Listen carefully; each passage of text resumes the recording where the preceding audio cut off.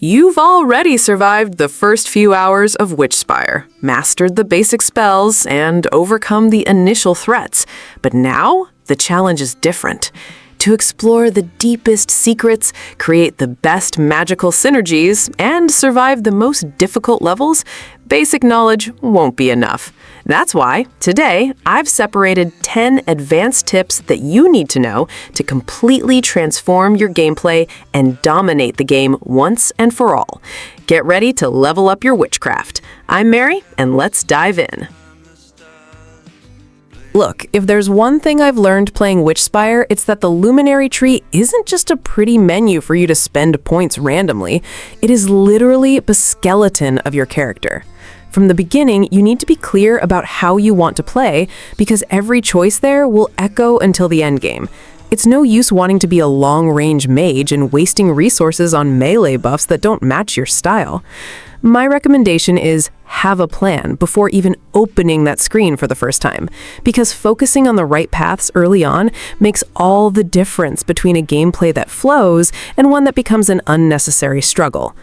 If you enjoy dealing damage from afar and keeping enemies at the right distance, the Stellar Burst Staff should be your absolute priority. It's not just another wand with a nice glow, it's a tool of magical destruction that turns your character into a walking elemental damage turret. What I like about this weapon is how it completely changes the rhythm of combat. You stop fearing being cornered and start controlling the battlefield with precision. Unlocking it quickly in the Luminary tree is, in my opinion, one of the smartest shortcuts to get through the mid-game without getting stuck on bosses or areas crowded with enemies. Now, if you're like me and enjoy versatility, then the Arc Flare Coil Spellblade comes in as one of the most elegant options in the game. This hybrid sword gives you the freedom to alternate between physical strikes and magical projections without needing to switch weapons constantly, which keeps combat dynamic and visually satisfying. What won me over is how it rewards an aggressive but calculated playstyle. You need to understand the ideal distance and the timing of your attacks, but once you get the hang of it, the synergy is absurd. It's perfect for those who don't want to be tied to just one archetype and prefer to have answers for different situations without relying on ultra-specialized builds. The secret here is not to spread your points across dozens of mediocre abilities. Choose a path, be it the Stellar Burst for pure ranged damage or the Arc Flare Coil Spellblade for a more hybrid and adaptable style, and commit to it. The sooner you unlock these early endgame weapons, the sooner the game will start to make sense at higher difficulties. Witchspire rewards those with direction, and this prioritization in the Luminary tree is, without exaggeration, one of the most impactful decisions you can make to accelerate your progression and really enjoy what the game has to offer. This is a golden tip, and I confess I regret not thinking about it in the first days of Witchspire. The game puts you in this beautiful but ruthless magical world, where you are just a wizard apprentice trying to survive while an ancient darkness looms around. When you finally find an enemy that seems impossible, like those level 27 plus Granloofs, the first reaction is to think you need more levels, better gear, or more people in co-op. But this Hearth trick completely changes the combat logic. What makes this tip so powerful is that it breaks a silent rule we learn in every adventure game. If you die, the boss returns to full health, and you are sent back. In Witchspire, the Hearth is not just a cute base to craft and invite friends. It is a magical anchor point in the world. If you plant a hearth strategically near a boss arena or the spawn of an endgame mob, the game gives you an immediate second chance without resetting the enemy's HP. You literally respawn, fly back, and continue the damage where you left off. It's almost like having a tactical save state in real time.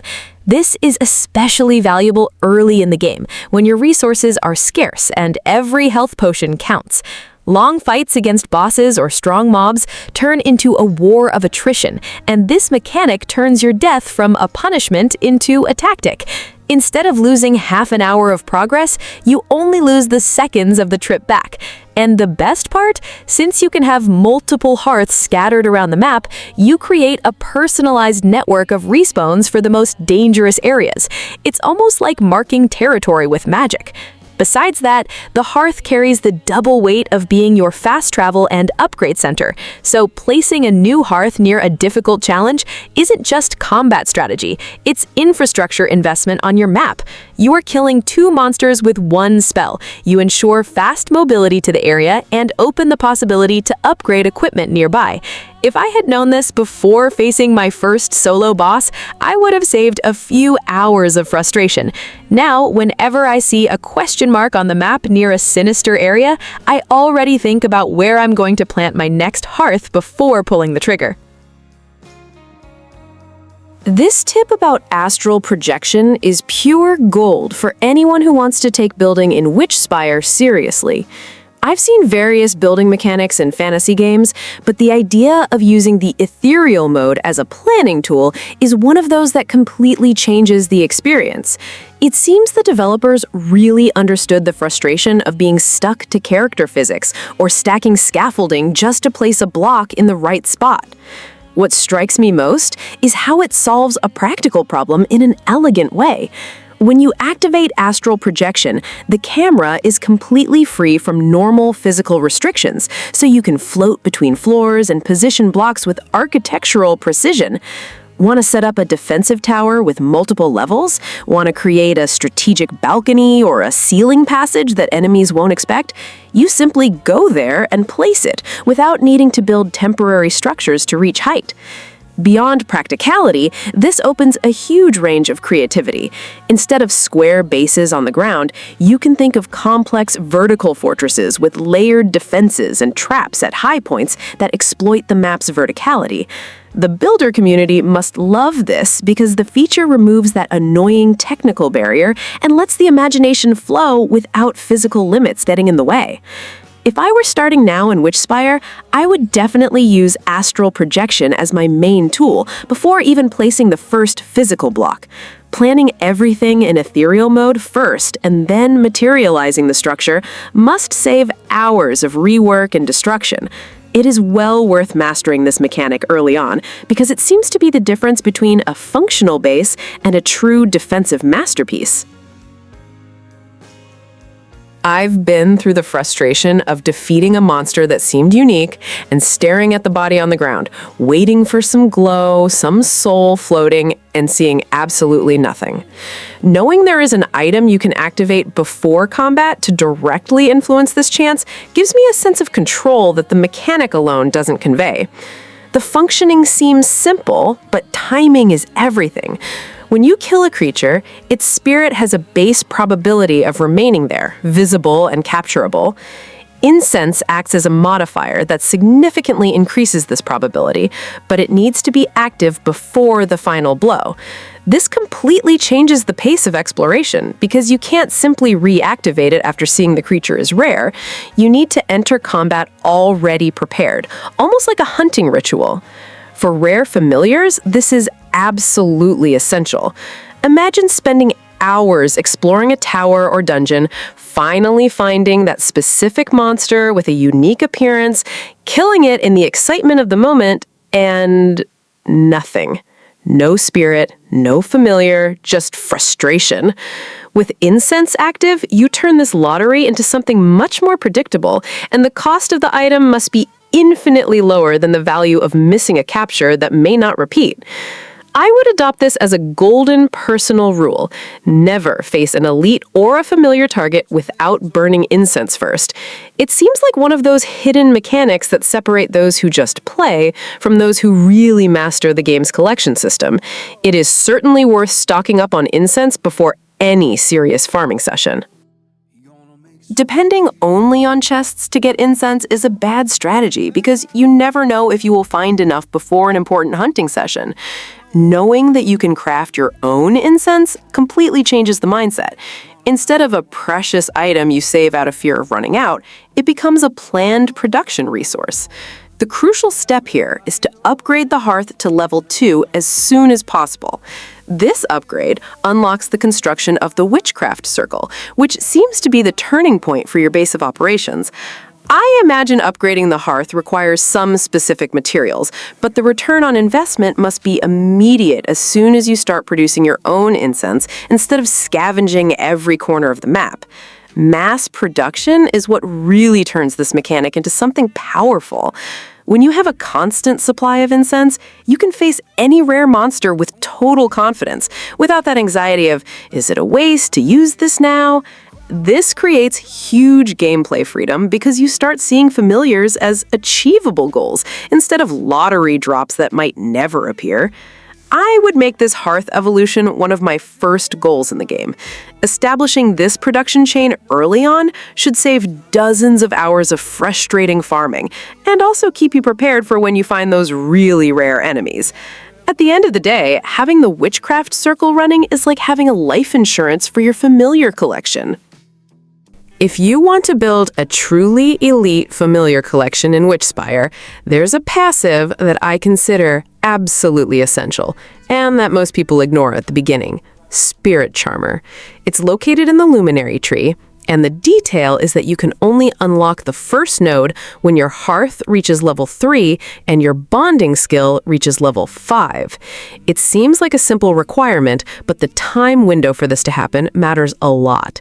The sooner you get there, the faster the passive starts working for you. And why is it so good? Because Spirit Charmer doesn't replace Incense, it stacks with it. When you use Incense before finishing an enemy, it already increases the chances of the spirit staying on the battlefield. Now imagine that added to the passive bonus of Spirit Charmer, active all the time in every fight at no cost at all. You double the efficiency of hunting for rare familiars without spending any extra resources. It's the type of synergy that the game doesn't explain directly, but that completely changes how you build your character. What makes this even more interesting is that as you evolve your Hearth, new Spirit Charmer nodes become available in the tree. In other words, it's not a passive you unlock once and forget, it grows with you. Each additional node stacks even more bonding bonuses, which means that investing in it early creates a snowball effect. You capture better familiars faster, evolve more, and open more passive nodes. It's a cycle that feeds itself. So my recommendation is direct. Don't leave this for later. Level your Hearth to 3 and your bonding skill to 5 as soon as possible. Grab this first Spirit Charmer node, and from then on, every combat becomes a real opportunity to capture something special. Save your Incense for the elite familiars you really want, use the passive as your permanent base, and you will see your collection grow at a speed that other players won't understand where it comes from. One of the things I like most in Witchspire is when the game stops treating familiars only as combat support and starts turning them into a real part of your base. This tip of allocating each familiar by the right affinity makes a lot of sense because you stop thinking of them as pets and start seeing them as specialized workers, each performing better in a specific function. In practice, this means observing the element and the passive bonus of each one before putting everyone in just any station. If a familiar has more synergy with spinning, for example, it makes much more sense to leave it in the spinner than to waste that potential on another task. This type of organization makes the base feel much more alive because everything starts to flow naturally and efficiently. What I think is smartest about the strategy is that it accelerates two things at the same time: the pace of creation and refinement. Instead of waiting for everything to move at the normal pace, you use the familiars as an extension of your production, and this saves huge time in the long run. For me, this is exactly the difference between a base that just exists and a base that really works for you. So if you want to play with a focus on efficient progress, separate your familiars early on and set up a routine with that in mind. One goes to the right station, another goes to the task that matches his bonus, and thus the entire base starts to yield much more without requiring extra effort. It's the kind of detail that seems small, but that makes your evolution much faster and much more satisfying. I loved discovering that you don't need to keep cutting random trees to exhaustion.